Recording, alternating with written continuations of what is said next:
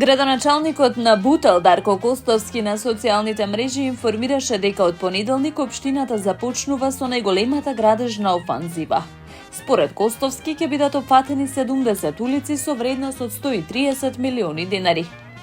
На моje големо задоволство сакам да ви известам дека од понеделник започнуваме со најголемата градежна офанзива за изградба на нови улици и реконструкција на постоечките.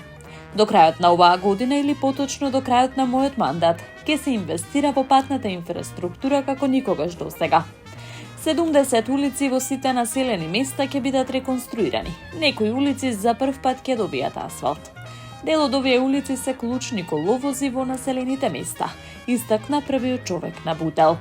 Градоначалникот посочи дека ова се инвестиции само во патната инфраструктура, додека наскоро ќе бидат промовирани и останатите капитални проекти, за кои тој верува дека ќе бидат од големо значење за граѓаните на општина Бутел.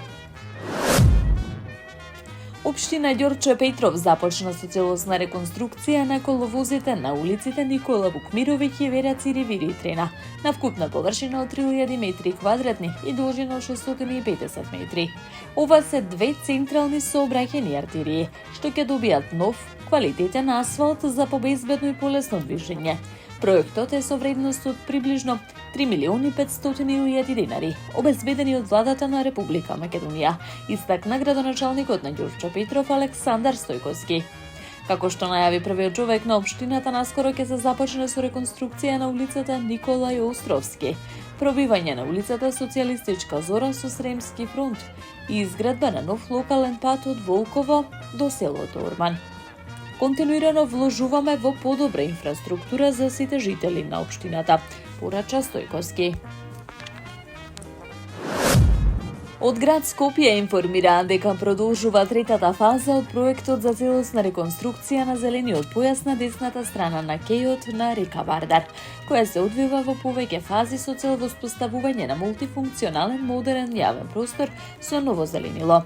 Во втората фаза се започнува со обнова на зелениот појас на кејот на реката Вардар, на потегот од мостот 8 септември до мостот Обединети нации, при што со реализација на овој проект се формира нов зелен појас со нова хидрантска мрежа на површина од 25.000 метри квадратни, стои во соопштението од град Скопје.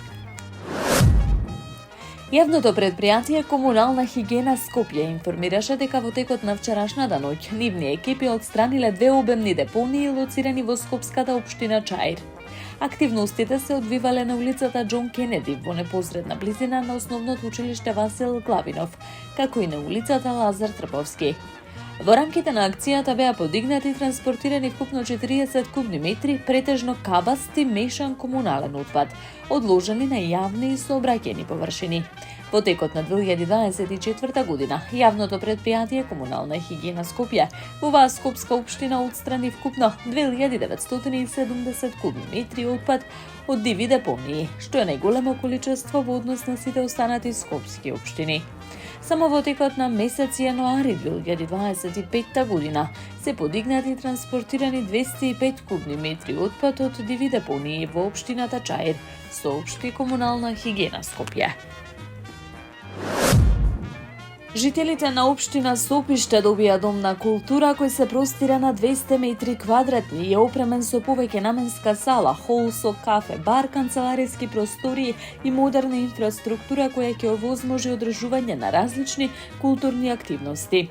Министерот за култура и туризам Зоран Љутков заедно со градоначалникот Стефче Тропковски и пратеникот Јане Мицевски вчера и официјално го предадоа во употреба новоизграденото културно обележје, на големо задоволство на бројните граѓани кои присуствуваа на настанот. Како градоначалник особено сум горд на овој проект кој верувам ќе создаде нови можности за развој на културата и уметноста во Сопиште. Домот се уште нема име, не случајно одлучивме тоа да го направиме заеднички. Во периодот што следи од вашите идеи и предлози ќе го одбереме името на домот, со што символично заеднички ќе го создадеме неговиот идентитет. Верувам дека сето ова ќе придонесе да создадеме место на кое ќе се негува културната традиција, ќе се промовираат нови идеи и ќе го збогатиме културниот живот во Сопиште, истакна градоначалникот Трпковски. Објектот е изграден на местото на поранешниот руиниран објект кој го користеше местната заедница, врз основа на проект изработен во 2016 година, а финансиран со средства од општинскиот буџет и со финансиска поддршка од Светска банка.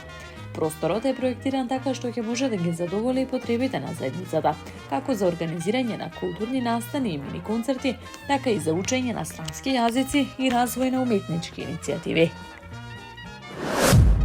Полицијата уапсила малолетник од Скопје кај кого пронашла марихуана, имено на 27 февруари околу 23 часот во Скопје.